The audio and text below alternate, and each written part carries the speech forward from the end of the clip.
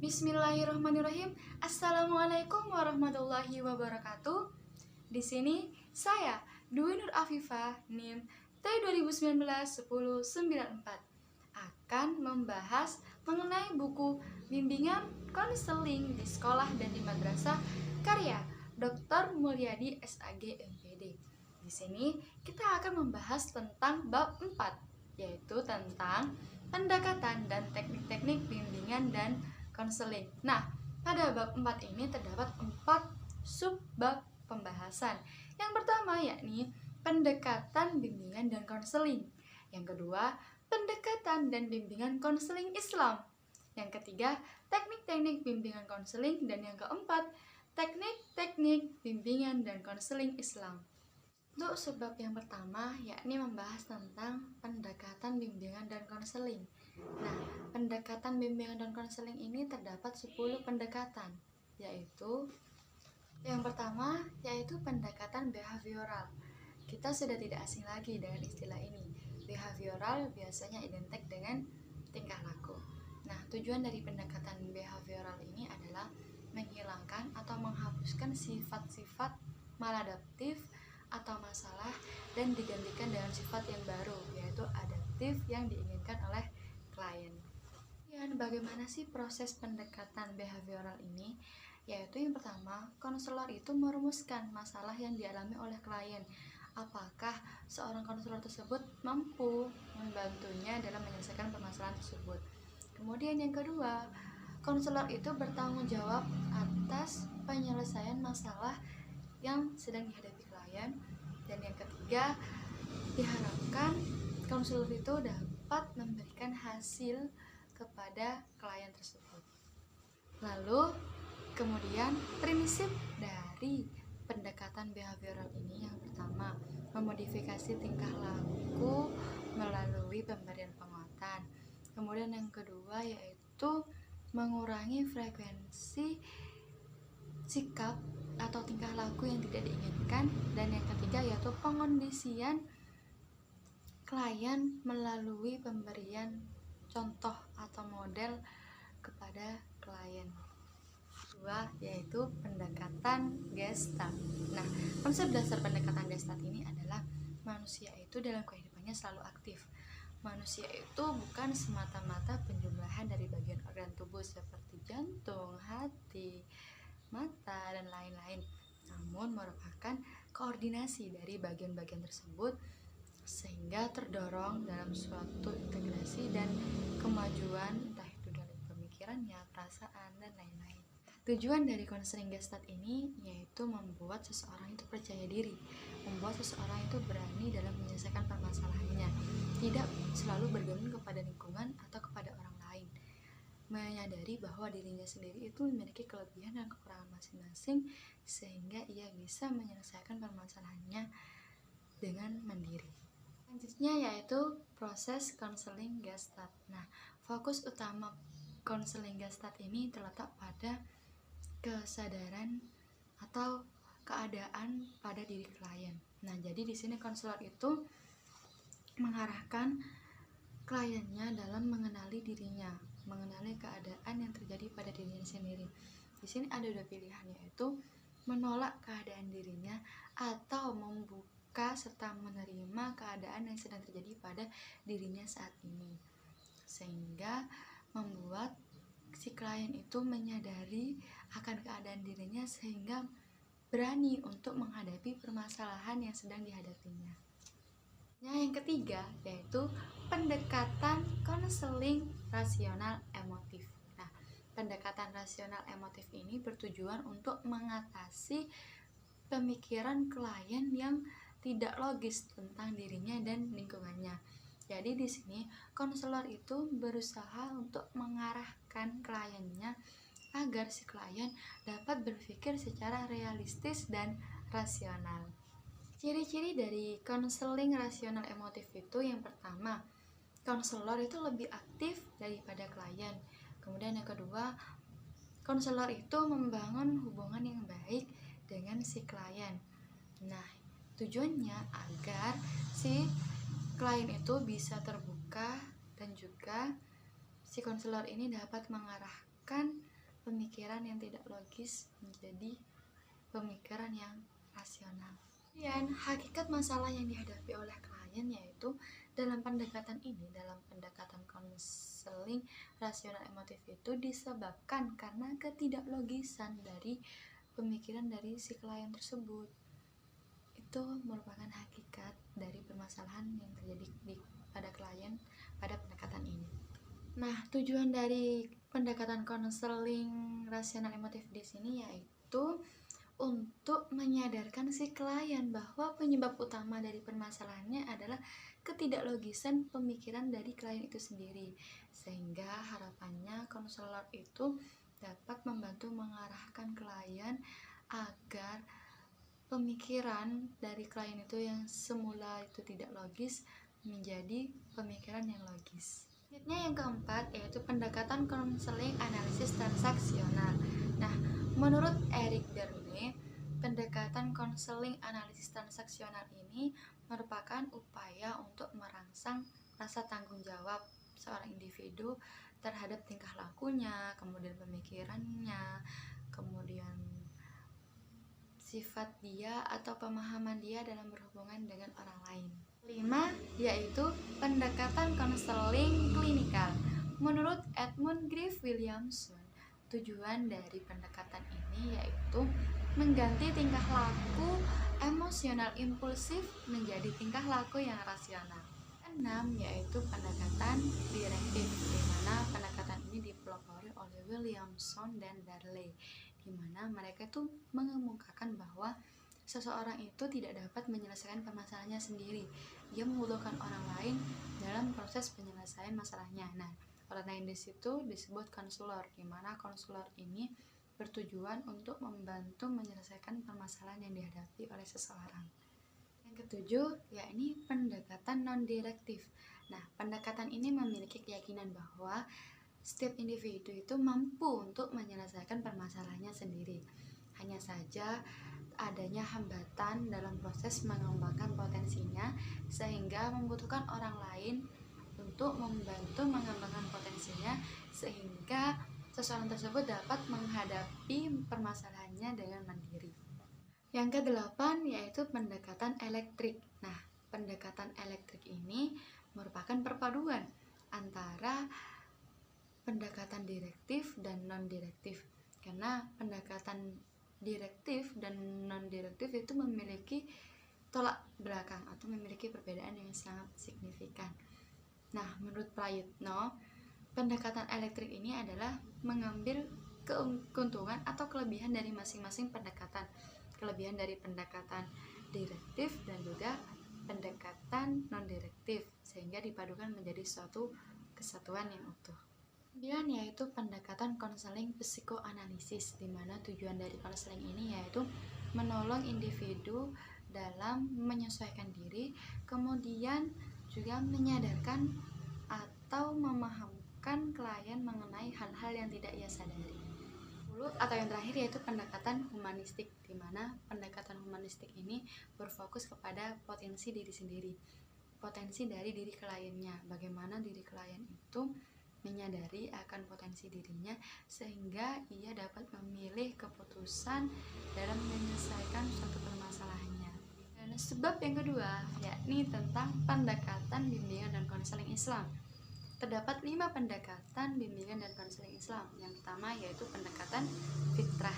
Pendekatan fitrah di sini yaitu meyakini bahwa setiap manusia memiliki potensi dalam dirinya yang dapat dikembangkan. Kedua yaitu pendekatan sa'adah mutawazinah. Sa'adah yang berarti kebahagiaan, di mana pendekatan ini memiliki tujuan untuk mencapai suatu kebahagiaan baik di dunia maupun di akhirat. Nah, penyelesaian masalah yang sedang dihadapi merupakan upaya untuk memperoleh kebahagiaan dunia, dan ketentraman hati yang didapat merupakan suatu bentuk mendekatkan diri kepada Allah Subhanahu wa taala atau kepada tujuan akhir, yaitu akhirat, kebahagiaan akhirat. 3 yaitu pendekatan kemandirian, di mana di sini pendekatan ini adalah mengharapkan bahwa klien itu dapat menyelesaikan permasalahannya sendiri. karena Allah pun telah menegaskan bahwa Ia tidak akan menguji hambanya di luar batas kemampuannya, dan seseorang tidak akan berubah kecuali ia mengusahakannya, karena setiap manusia memiliki potensi dalam dirinya seperti pada pendekatan yang pertama. Kemudian keberanian mereka dalam mempercayai kepada kemampuan diri mereka, sehingga mereka itu mampu untuk menyelesaikan permasalahan yang sedang ia hadapi. Empat, yaitu pendekatan keterbukaan, di mana diharapkan klien itu dapat terbuka kepada konselor, menyatakan sebenar-benarnya apa yang sedang terjadi kepada konselor, agar konselor dapat menilai serta dapat menentukan solusi apa yang dapat dilakukan.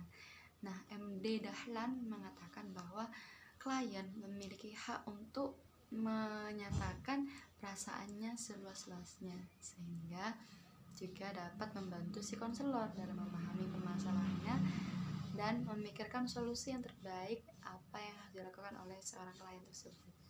Yang kelima yaitu pendekatan sukarela. Maksud dari pendekatan sukarela di sini adalah segala bentuk bantuan kepada orang lain diniatkan lillah, karena Allah lillah ta'ala, tidak ada mengharap imbalan atau balasan apapun dari orang lain, karena yang dia lakukan itu atas dasar kesukarelaan dan atas dasar niat karena Allah.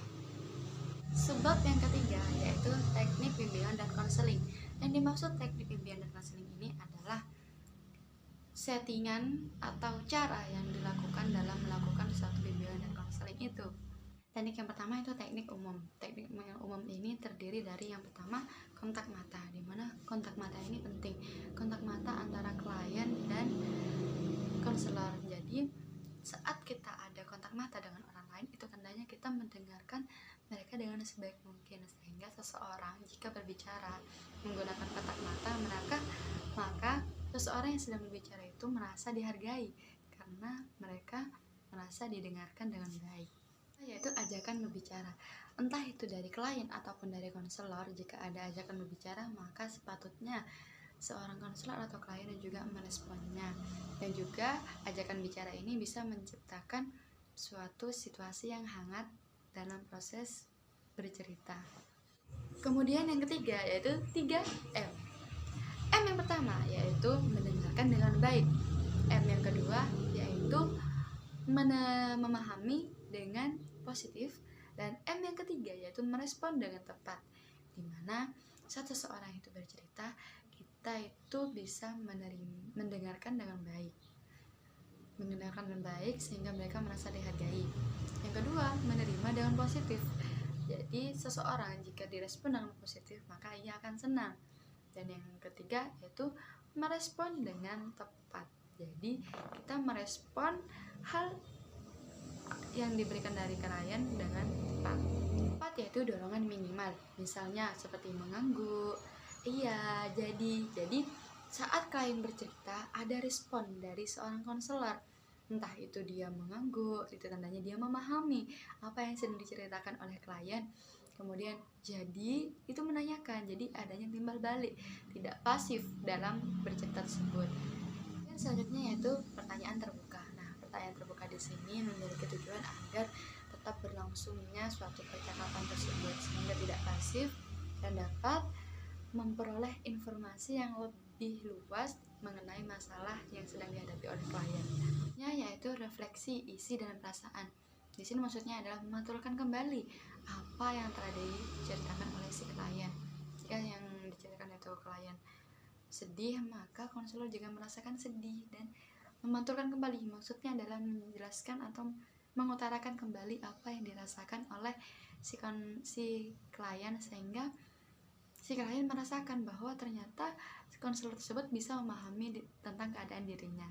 Selanjutnya yaitu keruntutan. Keruntutan di sini maksudnya adalah pertanyaan yang sangat menyambung, dan konselor di sini harus jeli mengamati dan mengambil jawaban dari si klien agar tidak melebar kemana-mana, sehingga konselor itu bisa lebih dalam mengetahui permasalahan dan apa yang harus diambil atau langkah apa atau solusi apa yang harus dilakukan. Selanjutnya yaitu suasana diam, dimana suasana diam ini terkadang bisa dari klien karena takut mengutarakan atasannya atau dari suasananya yang memang terlihat menegangkan. Nah, di sini konselor berusaha untuk membuat suasananya lebih hangat sehingga si klien lebih yakin untuk bercerita mengenai masalah yang sedang dialami. Selanjutnya yaitu menyimpulkan. Menyimpulkan di sini adalah menyimpulkan apa saja yang telah dibahas dari awal hingga akhir tentang permasalahan klien, kemudian kondisi klien, keadaannya klien itu bagaimana, dan bagaimana klien memahami permasalahan yang sedang ia lakukan atau yang sedang ia hadapi. Yaitu peneguhan hasrat, di mana peneguhan hasrat ini adalah merupakan suatu keyakinan, kemudian keberanian dalam diri klien untuk menyelesaikan permasalahannya.